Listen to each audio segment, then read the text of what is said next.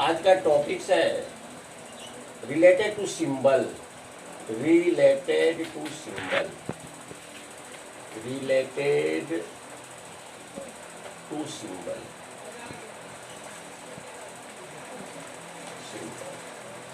जैसा कि हम जानते हैं कि केमिस्ट्री में जब two more than two reactants are combined with together, after then a new substance is the formed। दो पदार्थों के मिलने से, आपस में जब दो पदार्थ मिलते हैं, दो या दो से अधिक रिएक्टेंट मिलते हैं, जो केमिकल इक्वेशन में which substance take part in the chemical reaction are called reactants. तो रिएक्टेंट के मिलने से जो सब्सटेंस बनता है भाई, वो किस फॉर्म में बनता है? वह लिक्विड बनता है, सॉलिड बनता है, गैस बनता है, या किसी गैस का इवोल्यूशन होता है, या यह भी होता है बात कि किसी इक्वेशन को एक्टिवेट करने के लिए वो भारी मात्रा में आपको बाहर से एनर्जी देनी पड़ती है, भारी मात्रा में एनर्जी देनी पड़ती है। किसी में भारी मात्रा में एनर्जी प्रोड्यूस होती है, as like our respiration we obtain the in huge quantity of the energy to our body, and the carbon dioxide, water, is LPG is the saturated hydrocarbon, methane, when it burns in the air we obtain the huge quantity of heat। तो कुछ exothermic होते हैं, कुछ endothermic होते हैं।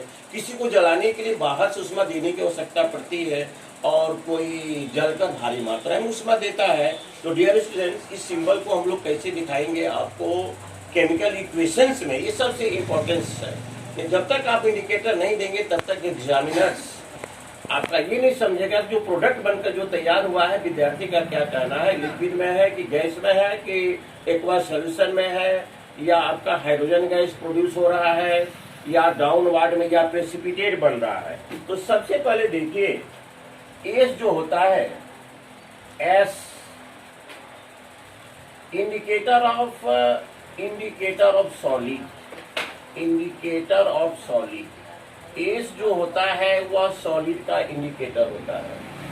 अगर आपके chemical equation में अगर ब्रैकेट्स में जैसे कार्बन दिया हुआ और पोस्ट में एस दिया हुआ है, तो मुझे ये सॉलिड है।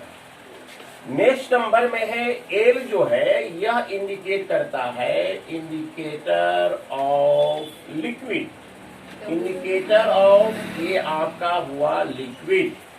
उसके बाद जी जो होता है, ये indicator of gas, indicator of, ये आपका गैस होता है, इंडिकेटर ऑफ गैस। उसके बाद देखिए तीर का जो निशान ये देते हैं, दो रिएक्टेंट और प्रोडक्ट के बीच में जो एरो मार्क्स देते हैं, इट इज या इट indicates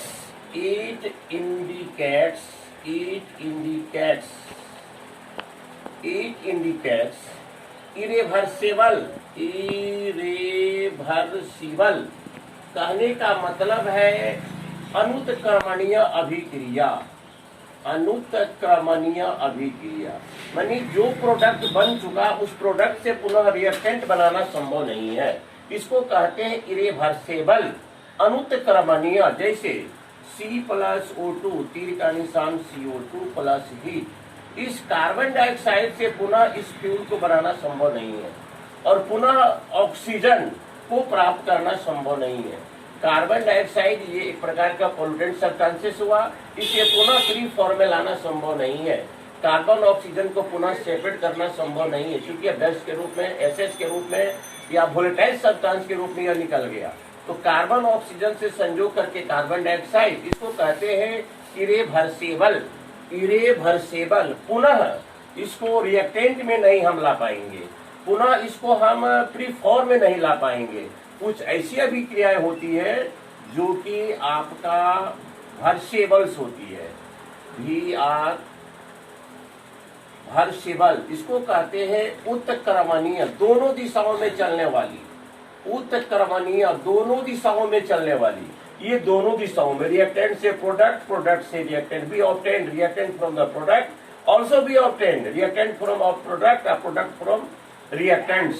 जैसे 2H2O आप ऐसे दे सकते हैं, H2 प्लस O2, इसको फिर मिलाएंगे तो जल बनेगा, और जल को इलेक्ट्रोलाइट करेंगे तो फिर हाइड्रोजन और ऑक्सीजन बनेगा। इसको कहते हैं हम लोग है वर्सेबल्स, मतलब कि प्रोडक्ट से हम लोग रिएक्टेंट से प्रोडक्ट हम लोग आसानी से प्राप्त कर सकते हैं। ये मोस्ट इंपॉर्टेंट है 9th और क्लास 10th के स्टूडेंट्स के लिए, या फर्दर क्लास के स्टूडेंट्स के लिए भी। यह इंडिकेटर जब तक दीजिएगा नहीं तब तक उसे इंफॉर्मेशन हम प्राप्त नहीं कर सकते हैं। उसके बाद देखिए, अगर कोई नया पदार्थ बनता है, इसको कहते हैं प्रेसिपिटेट, इसको कहते हैं आपको प्रेसिपिटेट।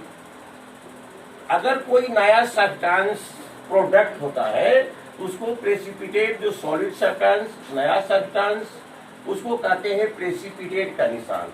अगर अपवार्ड में है, इसका मतलब है कि formation, indicator of the formation of the gas, formation of the gas, formation of gas, इसको हम लोग लिखते हैं। अगर अपवार्ड में है, जैसे Zn plus H2SO4, Zn plus H2SO4, ZnSO4 plus H2, ये हो गया अपवाद में, ये गैस का फॉर्मेशन हो रहा है।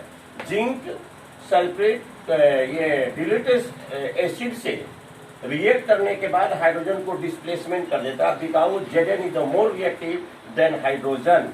ये आपका सॉलिड हुआ, ये आपका लिक्विड हुआ, ये साल्ट हो गया आपका, ये आपका गैस हो गया। उसके बाद आपका है, अगर वह अभिक्रिया को संपादित करने के लिए बाहर से भारी मात्रा में ऊष्मा देने की आवश्यकता पड़ती है, तब लिखते हम लोग माइनस देते हैं किलो कैलोरी। ये माइनस का सिंबल है अगर प्रोडक्ट में, लास्ट में अगर माइनस का सिंबल है प्रोडक्ट में, ये आपका हो गया इंडोथर्मिक, इंडोथर्मिक, इंडोथर्मिक। ये 9th क्लास में भी है और 10th क्लास में भी है। अगर प्लस का सिंबल है C प्लस O2, तीर का निशान CO2 प्लस किलो कैलोरी, ये आपका हो गया एक्सोथर्मिक, ये आपका हो गया एक्सोथर्मिक रिएक्शन। कहने का मतलब प्लस है तो हीट प्रोड्यूस हो रहा है, माइनस है तो हीट ऑब्जर्व कर रहा है। और ट्रायंगल का मतलब होता है क्या, गर्म करने के बाद, ये ट्रायंगल का मतलब ये होता है changing of the state, changing of the temperature, मानी कुछ चेंजिंग को यह क्या करता है, इंडिकेट करता है, चेंजिंग को इंडिकेट करता है, चाहे स्टेट चेंज हो चाहे टेम्परेचर चेंज, जो भी चेंज हो। उसके बाद एक्वा का मतलब क्या होता है, अगर कंपाउंड को जल में घोले हैं, कंपाउंड को जल में घोले हैं H2SO4, H2SO4 का मतलब ये हुआ कि यह सल्फ्यूरिक अम्ल का जलीय विलयन, NaCl अगर लिखकर पोस्ट में डाल देते हैं AQ, इसका मतलब होता है जलीय विलयन, aqua solution of the sodium chloride, aqua solution of the H2SO4। Dear students, ये जो इंडिकेटर है मोस्ट इंपॉर्टेंट है, अपने क्लासमेट को जरूर शेयर करेंगे, और इसको बार बार रिपीट करने के बाद, देखने के बाद, और ये आपको हर समय आपको आपके साथ ये साथ देगा, सपोर्ट में रहेगा। और मैं उम्मीद करता हूँ कि जितने हमारे स्टूडेंट्स हैं 9th और 10th क्लास में अगर देखेंगे तो उतना निश्चित रूप से मुझे सपोर्ट मिलेगा, व्यू मिलेगा, हम समझें कि हमारे विद्यार्थी इसके प्रति समर्पित है। Thank you very much.